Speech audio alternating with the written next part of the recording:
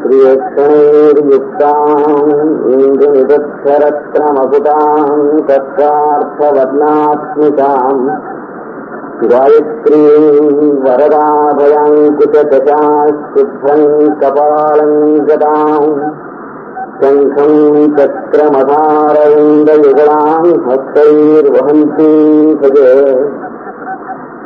జ్యేష్ఠదా పైతృమండలమధ్యవర్తీ నారాయణ సరవిజాసనసన్నివిష్టః యయోరాన్ మకరకుండలవాన్ కిరీటీ భారీ హిరణ్మయవపుర్ధృతశంఖచక్రః గురుర్బ్రహ్మా గురుర్విష్ణు గురుర్దేవో మహేశ్వరః గురు సాక్షాత్ పరం బ్రహ్మ తస్మై శ్రీ గురవే నమః. నమస్కారం మాస్టర్. నమస్కారం మాస్టర్ ఎంఎన్.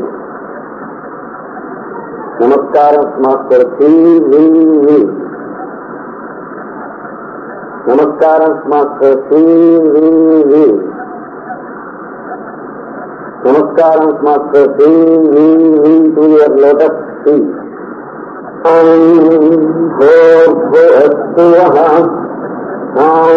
దత్తవితుర్వరేణ్యం భర్గో దేవస్య ధీమహి ధియో యో నః ప్రచోదయాత్. భోర్భువః దత్తవితుర్వరేణ్యం భర్గో దేవస్య ధీమహి ధియో యో నః ప్రచోదయాత్. భోర్భువః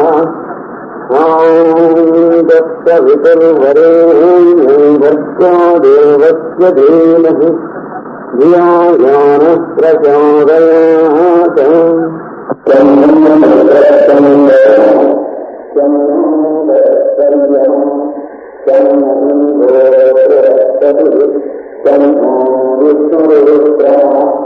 నమో బ్రహ్మణే నమస్తే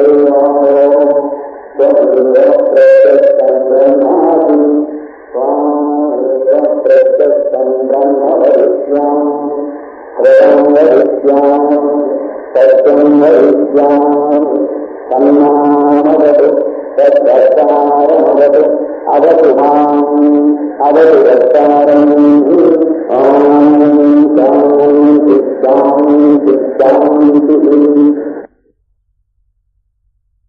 కృష్ణమాచార్య గారిని జన్మదిన సందేశం వర్షంగా కోరుతున్నాను. కృష్ణమాచార్య గారు శిష్యుడే ఇంత పెద్ద ఉపన్యాసం ఇస్తే కృష్ణమాచార్య గారు ఉపన్యాసం ఆపేటప్పటికి ఎంత టైం అవుతుందో సహజం కలగవచ్చు, కలగవచ్చు. అయితే చూశాను, నాకు టైం తగ్గిపోతూ ఉంటే జీవలేని శాస్త్రి మాట్లాడుతూ ఉంటే, కానీ ఆయన బాధ నాకు తెలుసు. ప్లాట్ఫారం మరిగిన వాళ్ళకి టెంప్టేషన్ ఎలా ఉంటుందో ఉపన్యాసం ఇంకా కాసేపు ఇద్దాం అనేది, అది ఆ విషయంలో కూడా నేను గురువు, అతడు శిష్యుడు. ఒక మాట ప్లాట్ఫారం అలవాటైన వాడు, ఒక మాట లంచం అలవాటైన వాడు సమానం, మరి వదిలిపెట్టరు. అందులో మొదటిది మాకు బాగా తెలుసు మా ఇద్దరికి. మరి గట్టిగా ఏమయ్యా టైము అని అందామా? నా పుస్తకాన్ని గురించి మాట్లాడుతున్నాడు. మరి ఎంత నిర్మోహమాటంగా డబ్బా వాయించుకున్నా ఆయన చెప్పినంత గొప్పగా నన్ను గురించి నేను చెప్పుకోను కదా. ఇలాంటి ప్రాక్టికల్ డిఫికల్టీస్ లో ఇందాక నుంచి పడి నేను కొంచెం కొట్టుకుంటూ ఇప్పుడిప్పుడే రంగస్వామితో కొంత ఎక్స్ప్రెస్ చేస్తాను. అయితే జన్మదిన సందేశం మొదలైనటువంటి జన్మదిన ఉత్సవం ఇవన్నీ మంచి విషయములే.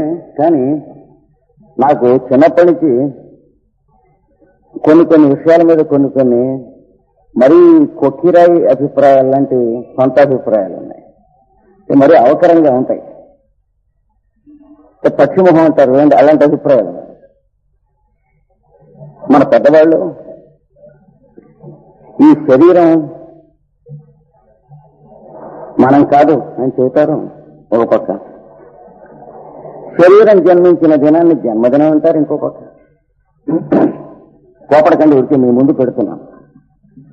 మరి వీళ్ళు వేదాంతం నమ్మినట్లా నమ్మనట్లా, అసలు మోక్ష విషయాన్ని మీద నమ్మకం ఉందో లేదా, నించున్న పరంగా ఈ పరంగా ఇంత వేదాంతం చదువుకున్న ఏ కృష్ణాచార్యులనో ఏ శాస్త్రులనో ఎవరినో పిలిచి భగవంతుడో ఎవడో ఈ పరంగా నీకు మోక్షం ఇస్తాను వస్తావా అని అడిగితే ఎందుకులేండి పిల్లలు గలవాడిని, ఇంకా పిల్లలకి పెళ్లిళ్ళున్నాయి, మరి అపాయింట్మెంట్స్ వేయించుకునేందుకు హైదరాబాద్ వెళ్ళి రావాలి పిల్లలకి, అందుకు గాను ఖర్చు కొన్ని వేలు సంపాదించాలి, ఇట్లాంటివన్నీ అభిప్రాయాలు ఉంటాయి. కానీ వెంటనే మోక్షం ఇస్తాం అంటే పుచ్చుకునేటువంటి వాళ్ళు నా మాత్రం నేను పుచ్చుకోను. అంటే భారతీయులలో మోక్షం మీద ఉన్నటువంటి నమ్మకం ఎక్కువ మందికి తావన్ మాత్రమే అని చెప్పి నా సందేహం. కారణమేమనగా ఒక పక్కన శరీరం ఇది తథా దేహాంతర ప్రాప్తిర్ధిరస్తత్ర నమోక్ష్యతి అన్నాడు. వేదాంతంలోకి వచ్చేటి జననము మరణము ఇవి లేవు, లెక్కలు వేసుకోవాలన్నాడు.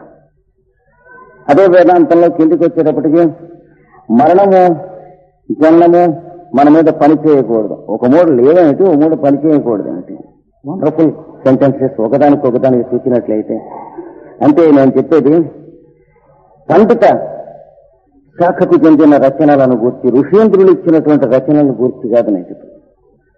ఒక వేదము, ఉపనిషత్తు, భారతం, భాగవతం, ఏ పురాణమో తీసుకుంటే అందులో ఉన్న విషయాలకి ఏనాడు విప్రతిపత్తి లేదు.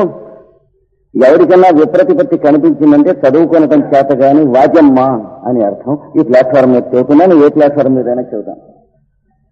అంటే వేదంలో ఉన్నటువంటి విషయానికి గాని, మంత్రాల్లో పరస్పరత్వానికి గాని, ఉపనిషత్తుల్లో ఉన్న విషయాలకు గాని, పురాణాల్లో ఉన్న విషయాలకు గాని ఇంతవరకు పెద్దల తరఫున వారెవరినైనా అడిగితే మనబోటి కలియుగంలో ఉన్న అల్పులకు సమాధానం చెప్పడానికి వాళ్ళకి టైం లేదు కనుక అవైలబిలిటీ ఉన్నంత వరకు ఈ 4 రకాలైన వాంగ్మయాల విషయంలో ఎవడన్నా క్వశ్చన్ వేస్తే నేను జవాబుదారీ తీసుకుంటున్నాను. అంటే విప్రతిపత్తి లేదని, విప్రతిపత్తి ఉన్నట్టు ఎవరికైనా కనిపిస్తే వాడు వాజమ్మ అవి చదువుకుంటాను అని ఘంటాపథంగా చెప్పి, అయితే ఆ విప్రతిపత్తి లేకపోవటం ఎలా చూపిస్తావు అని అడిగితే ఇక్కడ చేరి ఉన్నటువంటి సాధువులైనటువంటి జనులు, సజ్జనులు, అంటే నేను వయస్సున్న పెద్దలు, చదువులో పెద్దలని ఉద్దేశం కాదు, నాకు అపురూపంగా కనిపించినటువంటి ఈ మచిలీపట్టణంలో బందరపురంలో ఉన్నటువంటి పెద్దలు, పిన్నలు లాంటి మనస్సుతో, అంటే తెల్లకాగితముల వంటి పాల వంటి మనస్సుతో అడిగినట్లయితే ఎన్ని అహోరాత్రములైనా నాకు తెలిసిన యత్కించిత్తు ఈ విప్రతిపత్తి లేకపోవటం వివరించి చెప్పటం నాకు సరదా. అది కాక ఇంకొక విధంగా ఇది విప్రతిపత్తి లేదు అని ఎట్లా ప్రూవ్ చేస్తామని ఒక యూనివర్సిటీ లెవెల్లోనో ఒక గవర్నమెంట్ లెవెల్లోనో అడిగినట్లయితే 7 సంవత్సరములు నా తుండుగుడ్డలు ఉతుకుతూ నా శుశ్రూష చేసి పాదసేవ చేస్తే నేర్పుతాను అని చెప్పడానికి దంకను, అది చేయండి ఎవరికి నేర్పను. అంటే ఒక అథారిటీ అండ్ అరిస్టోక్రసీ ఉన్నటువంటి వాళ్ళకి నా తుండుగుడ్డలు ఉతికితే కానీ నేను విద్య చెప్పను, కానీ ఇది నాకు కావాలి జీవితంలో అన్నటువంటి వాళ్ళకి వాళ్ళ తుండుగుడ్డలు నేను ఉతుకుతూ వాళ్ళకి విద్య నేర్పుతాను. 2 దుర్గుణాలు నా దగ్గర ఉన్నాయి. ఇప్పుడు కాదు, ఎప్పుడైనా సరే ఈ ముక్క నేను గట్టిగా చెప్పేదే. కాకపోతే జన్మదినోత్సవాలు చేస్తూ ఉంటాం గురించే నాకు కొన్ని జెన్యూన్ డౌట్స్ ఉన్నాయి. వచ్చే జన్మదినంలో ఎవరన్నా మాట్లాడేటప్పుడు దీనికి ఈ డౌట్స్ ఎవరన్నా 1-2 తీర్చవలసింది అని కోరి సంగ్రహంగా మాత్రం మనం కాలయాపనం లేకుండా చూసుకుందాం. శరీరం జననం, శరీరం యొక్క మరణం, ఇవి 2 జీవికి జనన మరణములు కావు అనేటువంటిది బ్రహ్మ విద్య సర్వస్వం. అది అండర్స్టాండ్ అయిన ఫూల్స్ కాకుండా రియలైజ్ చేసినటువంటి వైజ్ మెన్ అని కొందరున్నారు. వాళ్ళిచ్చిన గ్రంథాలు మనకు భారత భాగవతాదులు, వేల సంవత్సరాలు వాళ్ళు వచ్చిన శరీరాలు వస్తూ పోయిన శరీరాలు పోతూ ఉండగా దారానికి గూర్చినటువంటి పువ్వులు ఇటు నుంచి గుచ్చుతూ అటు నుంచి వాడిపోయినవి తీసేస్తుంటే దారం సూత్రం అదే మోస్తరుగా ఉన్నట్లుగా ఎన్ని వేల సంవత్సరాల నుంచి తాము గుర్తెరిగి ఉన్నటువంటి వారు ఈ భూమి సమస్త జాతుల యందును ఉన్నారు. ఇన్ని వేల సంవత్సరాల నుంచి ఆ ఫీల్డ్ లో ఎంటర్ అయిన వాడికి తప్ప మిగిలిన వాడికి తెలిసే పాయింట్ కాదు, వైల్డ్ గా ఉంటుంది కనుక వాళ్ళు let them wait until they understand. అయితే నీకు తెలుసునా అని అడిగితే నాకు తెలుసును అని చెబుతున్నాను. వాళ్ళని ఎరుగుదువా అని అడిగితే ఎరుగుదును అని చెబుతున్నాను. వాళ్ళ చరణ సేవ నాకు లభించింది కనుక ఎరుగుదనని చెబుతున్నాను. మీలో కూడా కొందరికి లభిస్తుంది కనుక ఆ ధైర్యంతో ఎరుగుదనని చెబుతున్నాను. మిగిలిన శంకతో క్వశ్చన్ చేసేవాళ్ళు let them wait until their next birth, అంటే సెప్టెంబర్ దాకా వెయిట్ చేయాలి. ఈ తరవ పరీక్షలో తప్పుతామని క్వశ్చన్ అనుమానం ఉన్నవాడు తప్పదు. ఇవల్యూషన్ లో వెయిట్ చేయక మనం చేయగలిగింది ఏం లేదు, నాలుగు బీక్కునేందుకు ఏం లేదు. చెట్టున పిండ ఉన్నదంటే అది పండు కావాలంటే వేసి ఉండడు తప్ప మరొక మార్గం లేదు. పోయి అన్నం బియ్యం కడిగి పెట్టామంటే అది అన్నం అయ్యటానికి ఏం చేయాలంటే మరి చేయగలిగినటువంటిది ఏమీ లేదు. అది పాడైపోకుండా అదను నందు చూసుకుంటాం ఒక్కటే కానీ వేచి ఉండుట ఎవరికైనా తప్పదు. మనం వేచి ఉందుముగాక ఆ విషయంలో. అలాంటి శాశ్వతమైన విషయం పోను శరీరం జన్మించినటువంటి దినమునకు ప్రాముఖ్యం ఎందుకు ఇస్తున్నాం? మనం జన్మించిన దినమా, శరీరం జన్మించిన దిన? ఇంకొకటి కూడా చూడండి. ఈ శరీరం చొక్కా లాంటిది అని వేదాంతంలో ఒక తురుఫ్ కోసేస్తూ ఉంటాం. ఏమండి, వాసాంసి జీర్ణాని యథా విహాయ ఛందస్సు వస్తుంది కాబట్టి నేను కూడా రాసేస్తాను. కానీ వ్యాసుడు రాసినటువంటిది వేరు, నేను రాసేది వేరు. శ్లోకాలు ఆశువుగా చెప్పగలను. కానీ ఇంకొక పక్కన వ్యాసుడు చెప్పిన పాయింటే మనం తీసుకుని శరీరం వస్త్రం లాంటిది అని చెప్పి ఆ శరీరం పుట్టినటువంటి టైంకి date of birth, time of birth వేసి జాతకం వేస్తూ ఉంటాం హారస్కోప్. దాన్ని బట్టి మన భవిష్యత్తు చెబుతామని కోతలకు వస్తూ ఉంటాం. అంటే చొక్కా గుర్తించుకునేటువంటి టైంకి ముహూర్తం పెట్టి అది తొడుక్కున్న తర్వాత ఇప్పుకునే లోపల ఏం పనులు చేస్తామో చెప్పగలం అనేటువంటి దానికంటే పెద్ద రేషనలిస్టిక్ విషయం కాదు. అయినప్పటికీ కూడాను జ్యోతిష్ శాస్త్రాన్ని నిందించే ప్రతి నపుంసకుడును తన జాతకాన్ని తీసుకెళ్లి చేతులు దాపి దేహి అని చెప్పి రేపు నాకేమవుతుందని ఎవడూ చూడకుండా జ్యోతిష్కుని అడుగుతూ ఉంటాం అనేది నాకు 25 సంవత్సరాల అనుభవం. అట్లా అడిగించుకున్నాను కనుక అడుక్కునేటువంటి యాచకుల్ని చాలా మందిని నేను ఎరుగుతున్నాను కనుక. అంటే ఇండియన్స్ కన్విక్షన్ లేనటువంటి వీక్లింగ్స్ ఫెలోస్. జ్యోతిషం నమ్మకపోతే నేను నమ్మను అని ప్లాట్ఫామ్ మీద చెప్పగలిగిన మగతనము కలవారు కాదు, నమ్మితే నమ్ముతున్నాను అని చెప్పదగిన మగతనము కలవారు కాదు. 3వ జాతికి చెందిన వాళ్ళం ట్రైనింగ్ చేయబడ్డాం గత 100 సంవత్సరాల్లో ఈ పవిత్రమైన భూమి అందు. కోపడకండి, కొంచెం కటువుగా ఉంది. నువ్వు నమ్ముతావా నమ్మకపోతావా అంటే that all depends upon the situation అనేటువంటి యూనక్ ఆన్సర్స్ వస్తూ ఉంటాయి. అంటే ఇంటెలెక్చువలిజం డెవలప్ అయింది కానీ హ్యూమనిజం పోయింది, రాడికలిజం వచ్చింది. నకలు మందులు చూచి మోసపోయినటువంటి స్థితిలో జాతి కుళ్ళిపోయి పడిపోతుంది. కానీ ఒక 100 సంవత్సరాలు కుళ్ళిపోయినటువంటి జాతికి 1 సంవత్సరంలో మళ్లీ వెలుగునిచ్చి వెళ్లిపోయినటువంటి పెద్దలు ఈ భూమి మీద ఎప్పటికప్పుడు వస్తుంది. కనుక జాతి కుళ్ళిపోవటం మానలేదు, కానీ కుళ్ళనివ్వలేదు. ఇన్ని వేల సంవత్సరాల నుంచి జరుగుతున్నటువంటి చరిత్ర ఇది ఈ భూమి అని. జాతిని కుళ్ళించడం కోసం అని చెప్పి ఇతర దేశాల నుంచి నార్త్ వెస్ట్ ఫ్రాంటియర్ దగ్గర నుంచి భారతదేశానికి పాశ్చాత్యులు ఇన్ఫిల్ట్రేషన్ తో నెట్వర్క్ తో దిగటం అనేటువంటిది ఇప్పటికి 75,000 సంవత్సరాల నుంచి భారత జాతికి వాళ్ళు అటెంప్ట్ చేయటం మానలేదు. భారతీయులు వాళ్ళకి చేయగలిపి భారతదేశాన్ని లెట్ డౌన్ చేయటం ఏనాడు మానలేదు. లాస్ట్ మూమెంట్ కి వచ్చేటప్పుడు ఈ మొత్తాన్ని రక్షించడం అనేటువంటి మహామూర్తి ఈ భూమి మీద దిగి రాక మానలేదు.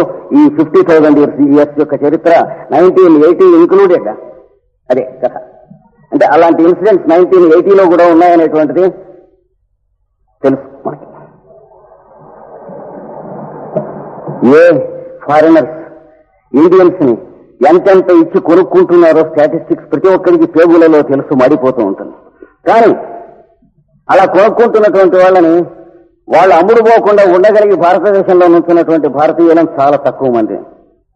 రిజల్ట్ ఏమైంది? ఇప్పుడు మనకు ఇండియన్ ఇండియా లేదు 1980లో. అమెరికన్ ఇండియా ఉంది, రష్యన్ ఇండియా ఉంది, చైనీస్ ఇండియా ఉంది, ముస్లిం ఇండియా ఉంది. కానీ ఇండియన్ ఇండియా అనేటువంటిది ప్రస్తుతం లేకుండా పోయినటువంటి స్థితి వచ్చి మన షిప్ మొత్తం ఫారిన్ వాటర్లో సేల్ అవుతూ ఉన్నది.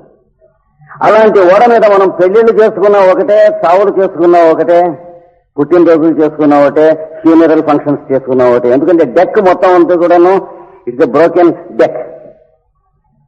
We are not Indians, but we are on an Indian deck in a foreign ocean and everyone is helpless. ఇలాంటిది 1,000,000 మాటలు ఈ భూమి మీద వచ్చింది. భయపడకండి. వచ్చి మెరిసినట్టు క్షణమాత్రం చేత ఈ మొత్తం అంతా కూడాను మళ్లీ పేక గలిపేటప్పటికీ ట్రంప్ కార్డ్స్ వాల్యూస్ మారిపోయినట్లుగా ధర్మ సంస్థాపన చేసినటువంటి మహనీయ మూర్తులు ఈ భూమి మీద దిగి వస్తారు, మళ్లీ వస్తారు. ఇది సంగ్రహంగా. కానీ పుట్టిన రోజుల మీద ఆ మహనీయ మూర్తులకు నమ్మకం ఉన్నదా లేదా మనం చెప్పలేము. కానీ పుట్టిన టైంకి జాతకం వేయించుకుని నా భవిష్యత్ ఎలా ఉంటుంది అని అడిగిన సవటలు మాత్రం కాదు అవతార మూర్తులు ఎవరు కూడా అని మాత్రం నేను వ్యక్తిగతంగా నమ్ముతున్నాను. రేపు నా భవిష్యత్ ఎలా ఉంటుంది అని అడిగేటువంటి సత్తు సన్నాసి జాతిని గాని కుటుంబాన్ని గాని ఉద్ధరించలేడు. ఏదో కాటన్ మార్కెట్ కట్టుకుని ఆడుకుంటానికి పనికొస్తాడు. రేపు నంబర్ కలుస్తుందా లేదా చెప్పమని అడిగేటువంటి కంచరిగాడిగా మాత్రం బతికి చచ్చిపోతాడు. నా ఫ్యూచర్ చెప్పు అని ఇంకోటిని అడిగేటువంటి దుర్బల హృదయుడు. కామన్ సెన్స్ ప్రకారం నా ఫ్యూచర్ దేని మీద ఆధారపడి ఉంటుంది? నేను ఈవేళ చేసిన పని మీద ఆధారపడి ఉంటుంది. దాని నుంచి వికల్పం ఏనాడు లేదు, మిరకిల్ అంతకంటే లేదు, మిస్టరీ అంతకంటే లేదు, మెటీరియలిజం అనేటువంటి అంధత్వం అంతకంటే లేదు. ఇవన్నీ కూడా ఎమోషనలిజమ్స్ తప్ప అంతకంటే ఇంకేం లేదు. లోపల పరమ పవిత్రమైన దీపం ఒకటి ఉన్నది. దాన్ని వాడుకుంటానికి చేతనైనటువంటి సూటితనం లేకపోవటం, ఆ దీపం పేరు కామన్ సెన్స్. అది దైవదత్తమో ప్రకృతి దత్తమో అయినటువంటి సూటి అయినటువంటి కిరణములు కలిగిన పరమ పవిత్రమైన స్వయం జ్యోతి, స్వయం ప్రకాశం అనేది లోపల ఉన్నది. అది దానికి రిలీజియస్ బయాస్ గాని, పొలిటికల్ బయాస్ గాని, యాంటీ నేషనల్ బయాస్ గాని లేదా తాను దానం చేసుకుంది కామన్ సెన్స్ తప్ప ఎవడు దానం చేసింది కాదు. మన తల్లిదండ్రులు కూడా టార్చ్ ఆఫ్ లైఫ్, ఒక ఆట ఆడిన వాడు ఇంకో కుర్రవాడికి టార్చ్ ఇస్తే వాడు ఇంకో కుర్రవాడికి టార్చ్ ఇస్తూ ఉంటాడు. చిన్నప్పుడు విటియాల ల్యాంపడా చదువుకున్నామ్మా. అలాగే రోలింగ్ కప్ ఒక బ్యాచ్ ఇంకొక బ్యాచ్కి ఇస్తూ ఉంటుంది. అలాంటి పరమ పవిత్రమైనటువంటి వస్తువు. కానీ ఆ టార్చ్ గాని ఈ కప్పు గాని మనకు దమిడికి పనికిరావు పూజించడానికి తప్ప, కామన్ సెన్స్ మాత్రం జీవితంలో అడుగడుక్కి మనకు పనికొచ్చేటువంటి పరమ పవిత్రమైనటువంటి వస్తువు. అదే బ్రహ్మ విద్య అనేటువంటిది పెద్దలు చెప్పింది. కానీ వాడుకుంటంలో 190 మంది వాడుకుంటాం మానేసేసి జీవించి అలాగా లోపల అట్టే పెట్టుకుంటాం. అందుకనే మేడం బ్లెవెట్స్కి నిన్నగాక మొన్న అంటే 11వ తేదీ ఆగస్టున పుట్టినటువంటి ఒక ఆమె చెప్పింది, it is wrongly called common sense because it is rarely used అన్నది. అంటే అంత కామన్ గా యూజ్ చేయం మనం. కామన్ సెన్స్ అని మాత్రం రాంగ్ గా పిలుస్తాం. We don't use it. కనుక పుట్టినరోజు ఫిజికల్ బాడీ యొక్క ఈ బయాలజీ వాళ్ళు, బాటనీ వాళ్ళు చెప్పినట్టు సెకండరీ థికెనింగ్స్ అనేటువంటి వాటిని మార్క్ చేస్తాం. యాన్యువల్ రింగ్స్ అని చెట్లకు వస్తాయి. వస్తే కొంచెం జాగ్రత్తగా ఉండకపోతే మనకు కూడా వస్తాయి. వచ్చినప్పుడు లేయర్ ఆఫ్టర్ లేయర్ లోపల animal matter, flesh and beastly instincts of sex ఇవన్నీ వస్తాయి. అండ్ ఫుడ్ వస్తాయి. తత్ఫలితముగానే మనకు ఫ్యామిలీ ప్లానింగ్ కానీ, మన పక్కన ఉన్న జంతువులకి ఆర్టిఫిషియల్ ఇన్సెమినేషన్ కానీ, ఇట్లా పరస్పర విరుద్ధములైనటువంటి లక్షణములను ప్రవర్తింపజేయనట్టు beastly instinct 20th century human being కి పట్టుకున్నది. 21st centuryలో వచ్చినటువంటి హ్యూమన్ బీయింగ్స్ జూలో గాని లేకపోతే మ్యూజియంలో గాని 20th century హ్యూమన్ బీయింగ్ యొక్క బొమ్మలు చూపించుకుని ఏం చెప్పుకుంటారో తెలుసిన యువతీ యువకులు, భార్యాభర్తలు వీళ్ళును. ఇక్కడ ఒక తరం ఉన్నది. Here is a generation that has accepted defeat in the hands of sex అని మన గురించి చెప్పుకుంటారు. అనగా కామమునందు ఓటమిని అంగీకరించినటువంటి కామదాసులైనటువంటి పశుప్రాయులైనటువంటి ఒకనొక తరం 20వ శతాబ్దపు నరజాతి ఇది చూడండి అని చెప్పి బొమ్మలు చూపించుకుంటారు. ఏమీ సందేహం లేదు. Darkest pages of human history మన 20వ శతాబ్దంలో ఉన్నాయి. బీస్ట్లీ ఇన్స్టింక్ట్స్ కానీ, పాలియోలిథిక్ ఇన్స్టింక్ట్స్ కానీ, అంటే యుద్ధం చేసేటప్పుడు యుద్ధ భూమిలో సైన్యాలు కొట్టుకోకుంటాం కాకుండా మనుషుల మీద బాంబులు వేయటం అనేటువంటి ప్రాచీన శిలాయుగపు లక్షణాలు ఉన్నటువంటి శతాబ్దం 20వ శతాబ్దం ఒక్కటే అని చెప్పి హిస్టరీలో రాసుకుంటారు. రాబోయే శతాబ్దాలు ఇవన్నీ మాత్రం మనం అబ్జెక్ట్ చేయలేము. We will be treated as savages for our beastly instincts. ఇది ఎవడు ఆపగలిగినవి కావు. కానీ ఒక్క మాట వీటన్నిటి మీద నుంచి కనుక మనం చూసినట్లయితే హ్యూమన్ వాల్యూస్ ని అప్పుడు ఎంత పవిత్రం, ఇప్పుడు అంతే పవిత్రం, రేపు అంతే పవిత్రం. హ్యూమన్ లైఫ్ అంతే ఫ్రెష్ గా ఉన్నది. మనం 4 సంవత్సరాలు 5 సంవత్సరాలు అయినప్పుడు శరీరంతో ఆడుకుంటున్న రోజులో రోజులలో ఎంత పవిత్రంగా ఎంత సుఖప్రదంగా ఉన్నదో మనకు జీవితం 50వ సంవత్సరంలోనూ అంతే ఫ్రెష్ గాను అంత సుఖప్రదంగానూ ఉన్నది. 70వ సంవత్సరంలోనూ అంతే, 80 అంతే, 90 అంతే, 100వ సంవత్సరంలో కూడా అంతే ఉంటుంది. ఎవడికి ఈ మనస్సు అనేటువంటి అద్దానికి శరీరం అనేటువంటి మసి పట్టించుకోకుండా ఉన్నవాడికి సూర్యరశ్మిగా కనిపిస్తుంది. లేకపోతే గ్లాసు మీద మసి పట్టించి సూర్యుడిని చూస్తే తోమిన రాజకెంపు వలె కనిపిస్తాడు, ముష్టెత్తుకునేందుకు సూర్యుడు. అంటే మన పర్సనల్ రిఫ్రాక్షన్స్ నుంచి కనిపిస్తాడు. వీటిని మాటిమాటికి తోముకుంటూ ఉండడం కోసం జన్మదినోత్సవం పెద్దలు పెట్టి ఉంటారంటే ఒక ప్రాయశ్చిత్త కాండ కింద పెట్టి ఉంటారు, కానీ పర్వదినం కింద పెట్టి ఉంటారని చెప్పి నాకు ఉన్నటువంటి ఒక చిన్న అవకరమైన అభిప్రాయం. అంటే కారు సర్వీసింగ్ స్టేషన్స్ ఎలాంటివో కారు షెడ్లు లాంటివి కాకుండా ఈ జన్మదినోత్సవాలు కూడా అలాంటివి అని చెప్పి మనం ఒళ్ళు దగ్గర పెట్టుకుని జాగ్రత్తగా సర్వీసింగ్ చేసుకుని బండి మళ్ళీ పగలు తోలుకుంటూ రాత్రిపూట రిపేర్ చేసుకోమన్నాడు గురువు గారు సివివి గారు. అంటే ఆబ్జెక్టివిటీలో పగలంటే బండిని తోలుకుంటూ సబ్జెక్టివిటీలో రిపేర్ చేసుకుంటూ ఉండమన్నాడు. అంతేగాని దానికోసం ఇది ఆపకూడదు, దీనికోసం అదే ఆపకూడదురా నాన్న అని చెప్పాడు. ఎవరి చరణ కమలాలైతే నేను ఆశ్రయించుకుని అడుగుదాడులుగా వెనక నడిచి పెడుతున్నాను అలాంటి మాస్టర్ సివివి. పొడుపు కథ అన్నారే ఇందాక మన శాస్త్రి గారు, ఒక పొడుపు కథ ఆయన ఇచ్చింది. అది బండి తోలుకుని బతికేవాడు అన్నాడు. అంటే శరీరం రథమేవచ అని చెబితే టీకా తాత్పర్యాలను వ్యాకరణము తప్ప విషయం చెప్పుకోము కదా. ఎందుకంటే we are mere pundits. We lost everything except the literary aspect of the book. Content పోయింది. కంటెంట్ వదిలిపెట్టి we are content with the secondary chickens of our scholarship. అయిపోయింది, నాలెడ్జ్లోకి వెళ్ళిపోయాం. అంటే మనకి ఎన్ని డిగ్రీలు ఉన్నాయో దాంతో సంతోషం, కానీ మన భార్యకి పిల్లలకి అన్నం పెట్టగలిగామా దాంతో సంతోషం కాదు. ఆకలితో ఏడుస్తూ భార్య ఎప్పుడు నిష్ఠూరంగా మాట్లాడినప్పుడు నేను పిహెచ్డీ చూడడానికి ఇష్టమా చాలా చూపిస్తాడు. అంటే అలాంటి స్థితిలోకి జాతి వెళ్ళిపోయింది, నరత్వం దాటి పశుత్వంలోకి. అది అట్లా ఉంచి మళ్ళీ మళ్ళీ నరత్వంలోకి మనం స్థాపించుకునేందుకు, కర్తవ్యం నిర్వహణం చేసుకునేందుకు, తల్లి నెత్తిన సౌరు పెట్టేందుకు మాత్రమే ఈ జన్మదినములు ఏర్పడ్డది. ఈ జన్మదినాలు ఎన్నాళ్ళు చేయించుకోవాలంటే తల్లి బ్రతికున్న నాళ్లే చేయించుకోవాలి మన ప్రాచీన సంప్రదాయం ప్రకారం. ఎందుకంటే జన్మదినం నాడు తల్లి చేత్తో నెత్తిన నూనె పెట్టి తలంచిపోయా. అయితే చేసుకుంటున్నామంటే చేసుకుంటున్నాం, కనుకేంటి? శ్రీకృష్ణుడు ఎన్నాళ్ళు చేసుకుని ఉంటాడు పెద్దవాడు, మనం అందరం కూడా చేసుకుంటామంటే అక్కర్లేని వాళ్ళు రిస్ట్ వాచీలు కొనుక్కున్నట్టు. ఇంట్లో ప్రతి వాళ్ళకి రిస్ట్ వాచీ ఉంటుంది కదా ఇంట్లో 20th సెంచరీలో. అంటే not as a necessity or a commodity but as a luxury. That is the economics we have learned from our noble universities. Economy అంటే ఏమిటో మనం చెప్పుకునేటువంటి నిర్వచనం అనేటువంటి పుక్కిటి పురాణానికి వేదాంతానికి మిథ్యాత్వమును కల్పించేటువంటి ఆదర్శములతో జీవితములు బుద్భుతప్రాయములు, అంటే ది ఫోమ్ ఆఫ్ లెర్నింగ్, దాంతో బతుకుతున్నాం. ఎకానమీ అంటే ఏంటి చెప్పుకున్నాం? మనిషి చేతికి ఒక్కింటి గడియారం ఉండేటట్టుగా కొనుక్కోమని, అలా కొనుక్కోకపోతే చంపుతాం అనేటట్టుగా తయారు చేసేటువంటి కమర్షియల్ లెవెల్ కంట్రీలో ఉంటే దేశం ఉద్ధరింపబడుతుందని ఇట్లాంటి self deceit and suicidal national policies లో పెరుగుతూ ఉన్నటువంటి మనకు అర్థమయ్యే విషయాలు మాత్రం కావు. ఇది నా ప్రాబ్లమ్స్ గా ఈ బర్త్డే నాడు ఇంకా నేను కన్ఫ్రంట్ చేస్తూ ఉన్నటువంటి విషయాలు మీ ముందు పెట్టాను ఇంపర్సనల్ గా. ఇది నా ప్రాబ్లమ్స్ ఎట్లా అయినాయి అని మీరు అడగచ్చు. పర్సనల్ గాను ఇండివిజువల్ గాను నాకు ప్రాబ్లం అంటూ లేనటువంటి ఒక మహాభాగ్యము చాలా సంవత్సరాల కిందట అబ్బింది కనుక. నాకు 6 బిడ్డలు ఉండొచ్చు, 2 లేక 3 కంటే పర్మిషన్ లేకుండా ఎలా కన్నవరో గాడిగా అని గవర్నమెంట్ అడగవచ్చు. కానీ అనేక విషయాలు చూసి కూడా కన్నులు మూసుకుని ఊరుకుంటుంది కనుక అడగకుండా అంతకంటే పెద్ద విషయాలు కాదనే ధైర్యంతోనే నేను కన్నాను. కొన్ని లక్షల విషయాలు చూస్తూ ఊరుకుంటుంది కనుక 6 పిల్లల విషయాల్లో అడిగినట్టయితే అవి పాయింట్అవుట్ చేద్దామని ఆగాను, అంతకంటే ఇంకేం. కానీ ఒకటి, నేషనలిజం నమ్మినవాడిని, లా అబైడింగ్ సిటిజన్షిప్ నమ్మినవాడిని,